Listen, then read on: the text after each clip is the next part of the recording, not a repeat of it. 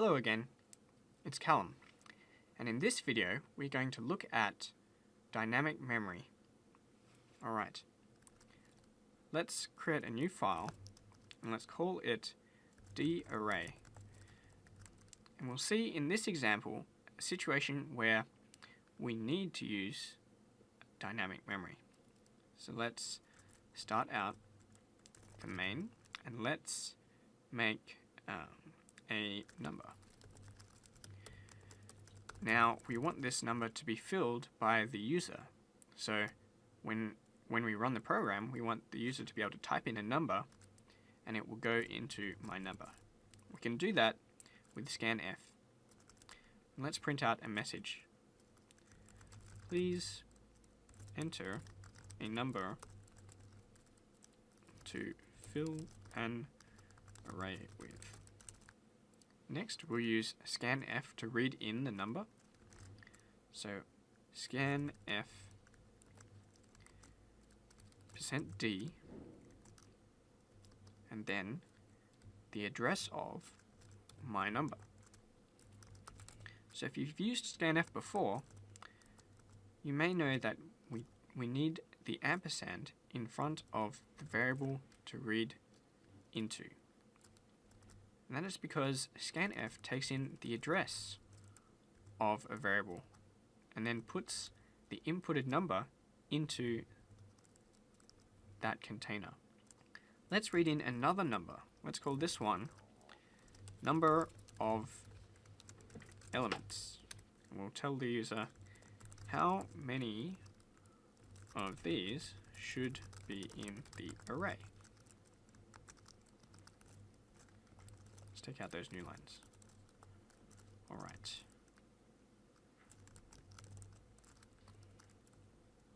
And we'll read that in again. %d ampersand number of elements. Next, we will make an array of ints. Let's call that my array. And let's make that max size. Max size we can hash define up the top.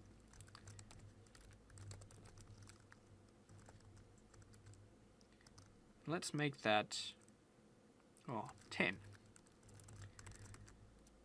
Alright. So the next thing we want to do is we want to set the inputted number of elements to the int that was entered. And we will do that with a while loop. So let's make a counter variable.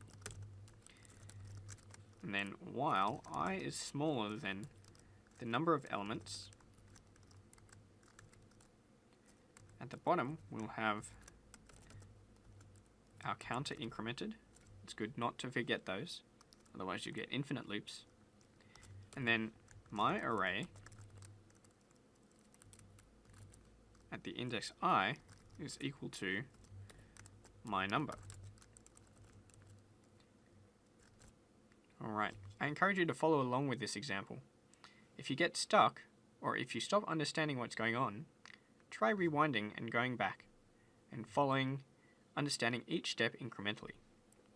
Okay, so now we've filled the array with the number that's been entered. But we kind of want to check and make sure. We want to print out the array, so let's do that. Print out the contents of the array. Alright, so we're going to do that by using our counter variable again. If you're going to reuse the counter variable, make sure you reset it before you use it again. Alright, so let's print a fancy little opening thing here, and then we'll have another while loop which will iterate through the array and print out each element. So while I is smaller than the number of elements, we will print %d and a space. my array at the index I.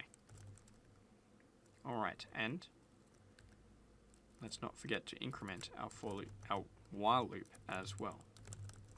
Alright. So let's see what that does. Let's try compiling that.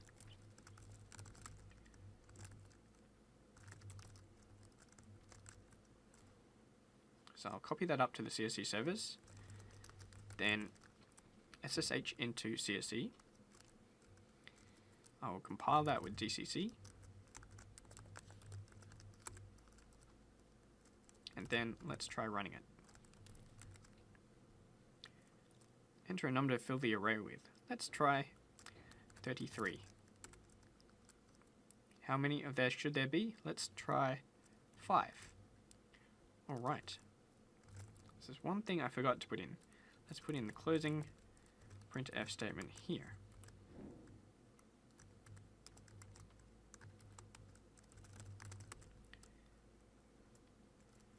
Alright. Let's quickly do that again. Let's compile that again and run it. Alright, so we can see our array is printed out here, and there's 5 elements filled with the number 33. But recall that the size of our array, when we declared it, is max size, and max size is 10. So there's nothing to stop someone putting in a number that is larger than 10. 10 will work. We have 10 33s, 1, 2, 3, 4, 5, 6, 7, 8, 9, 10. But there's nothing to stop someone going over that and saying 11. If they do, there'll be, if you use DCC, there'll be this nice error message that tells you that you're reading outside the bounds of your array. And this is called a buffer overflow, sometimes also called a fence post error. And it means that you are writing or reading outside the memory of the array. Alright, so how could we fix this problem? Well, we could increase the max size to be something very large, but we can't predict what number the user will input.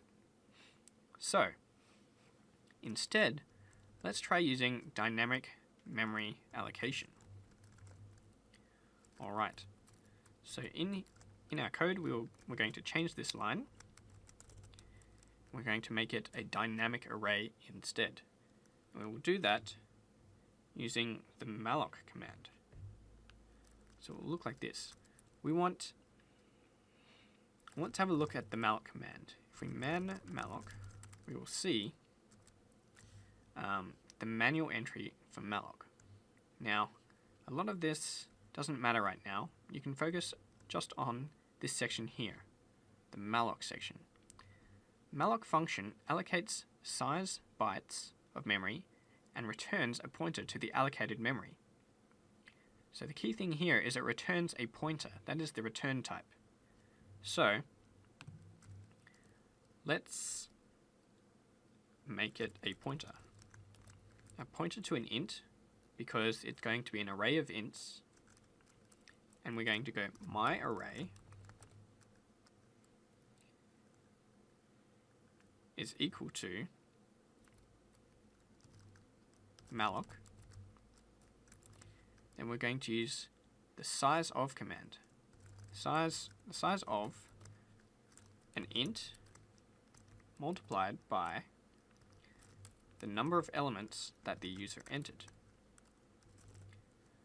So what malloc will do is it will go and ask the computer to set aside the amount of memory that you ask for, and then it will return a pointer to that memory. That memory will be in the heap, so it's not in the stack alongside the other variables that are declared in this function. It's in the heap. Alright. And it takes in a size in bytes. So an int is more than 1 byte. An int can be 4 bytes. In this case, let's say that int is 4 bytes. Then we want that number of bytes, 4, times the number of elements. And then we will have enough spaces for number of elements ints. Alright, let's try that out. We'll copy that up to CSE and then SSH in and run it. Let's compile it. And then run with a.out. Let's fill it with 55. How many of these should there be? Let's say 11. Now before we got an error. Now it lets us do 11. 1, 2, 3, 4, 5, 6, 7, 8, 9, 10, 11. Alright, we could even put quite a big number and it would still do it because it allocates however much you ask for. Now, you might try and put a really large number in, but it's limited by the size of an int because we read in this number as an int. So you can't go over the max size of an int. So now we're using dynamic memory.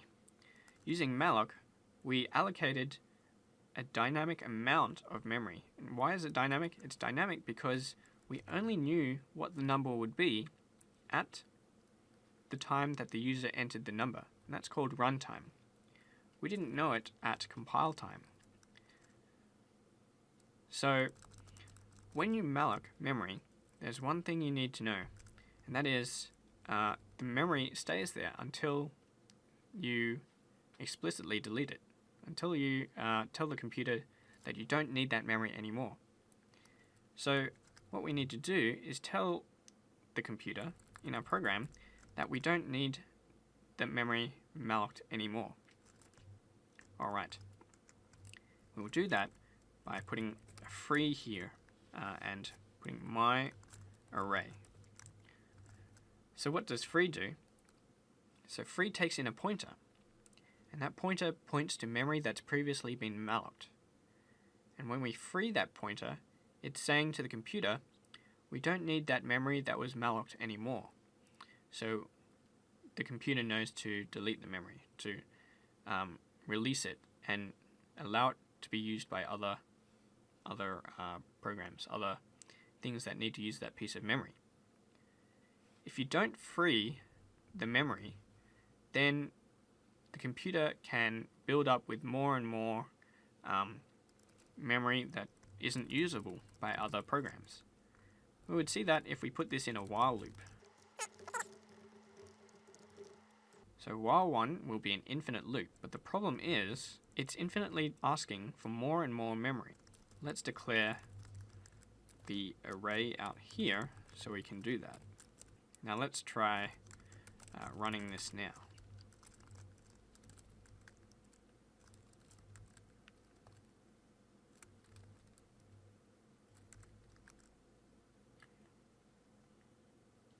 Alright, so we got a problem here, and that is because we've run out of memory.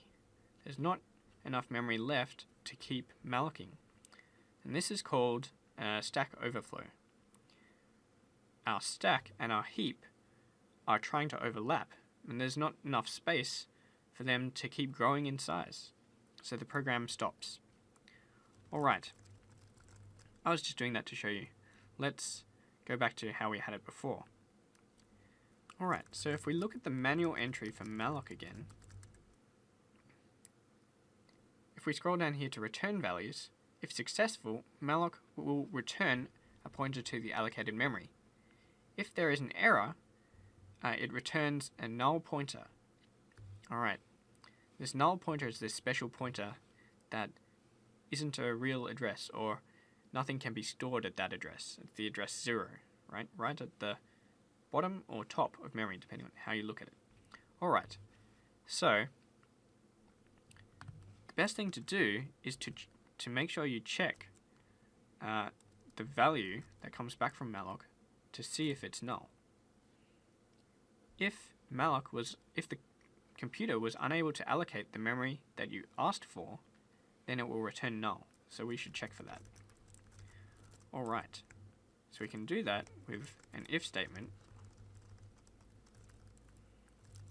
If my array is equal to null, that means there was an error. Let's print out an error message. Unable to allocate memory. And then let's return exit failure. Now I want to point out that malloc is in the library stdlib, so you'll have to hash include that to use malloc, and also free. Exit success and exit failure are also in stdlib. Exit failure is just a hash define for 1, so you can use 1 instead. But exit failure makes it clear that it's an error message. Alright, to be safe in our program, it's a good idea to sanitize the inputs. That means make sure that the user is inputting the right thing. So scanf actually returns an int, and the int is the number of items successfully read. So in this case, we want the user to input one number. And we can do that with a check like this.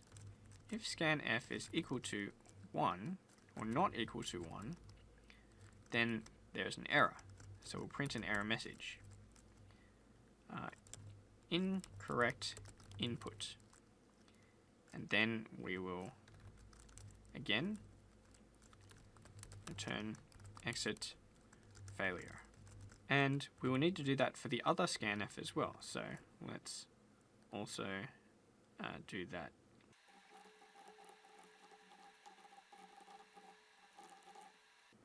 Alright. So now we are safely checking. Let's try compiling this just to make sure. Alright.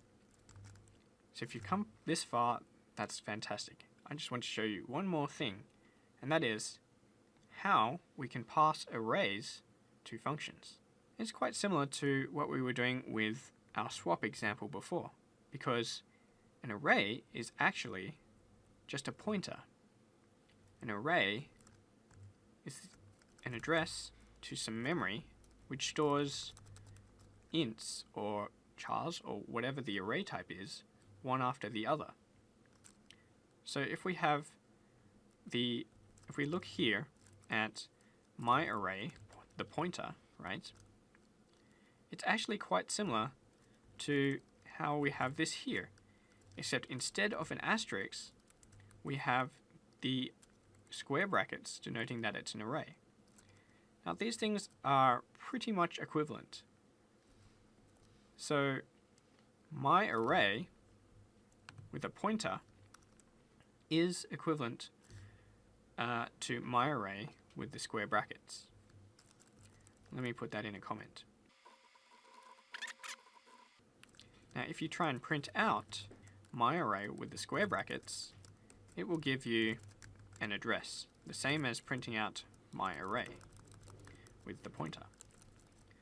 Alright, so let's use our final example. We'll make a function called print_odd. And let's take in an array of ints. Now when we pass an array to a function, we also need to pass the size of the array. So let's call that array size. We want to print just the odd numbers in the array. So let's print just like we did before, but we only want to print the odd elements of the array. So we can put if is odd input array I, that is the value in the array, not the index, then we will print out that value. Alright, I'm missing a bracket.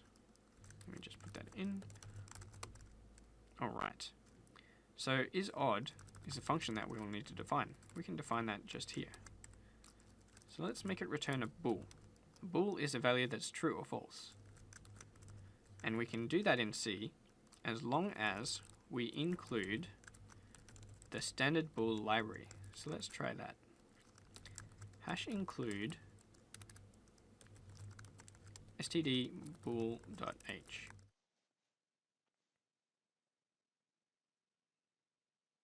Alright, so what are we going to put in this function?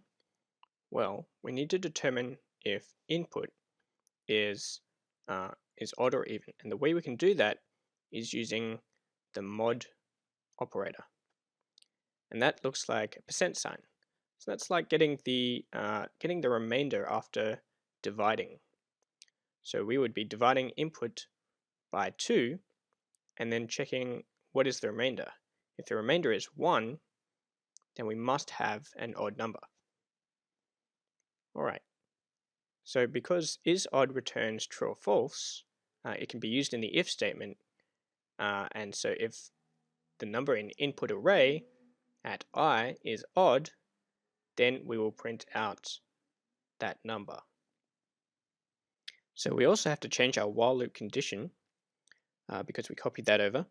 So we want that to be the input array size for the input array.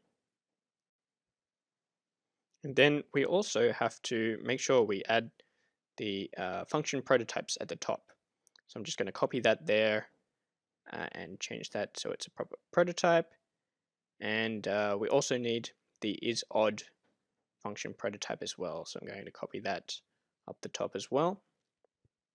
All right, let's try seeing if it compiles and run it, a.out.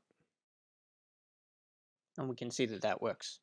Okay, so the next thing is we want to actually call our function.